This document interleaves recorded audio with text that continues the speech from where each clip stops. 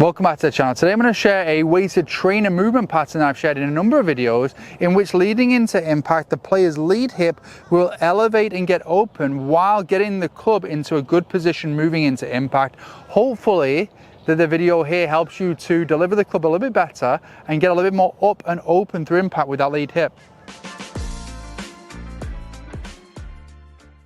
Thanks once again for joining me. So the movement pattern we're going to look at today and how we can improve our movement coming into impact is the pattern of the lead hip elevating coming into impact as the hands are getting nice and low. So the hands actually get to the lowest point that they get in the golf swing right as they're passing the trail like here, so just coming into impact. And I've got a really simple way to train this. Before I do so though, for the players out there that haven't yet hit subscribe and you're enjoying the videos, please remember to do so. And if you're interested in working with me one-on-one through the off season, then go to ianmellorgolf.com. You can contact me there right through the website.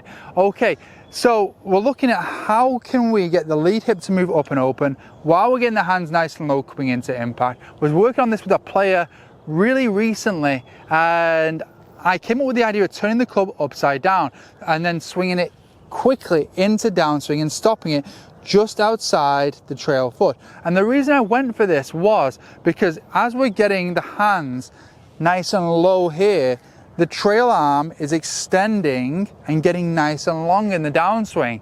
And often players, you'll see them for some reason trying to hold the angle there in that trail arm there. And you can see how high the hands are when a player does that. Okay, so to get that trail arm to extend, get the hands nice and low, I wanted to take the weight of the club head away so we can speed up the butts of the club more easy. So if we go to top of our swing and could quickly swing down and stop the butt of the club just outside the trail foot.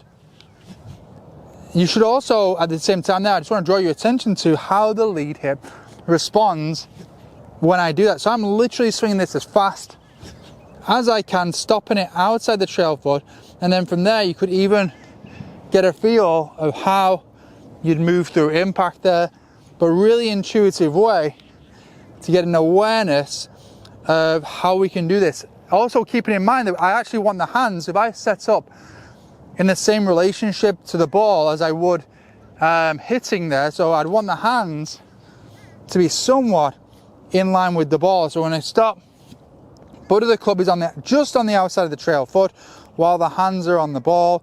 Just going to hold that position there, then actually just rotate the body into impact to build that awareness of how and get the club here good coming into impact and then move into an impact position. So a really simple one there that you can use to build that awareness of how we're going to get the club coming in from a good spot, how we want the trail arm to extend to get the hands low, and how that can quite intuitively, in many cases if we do it with speed, get the lead hip moving into a good position to allow us to accomplish that.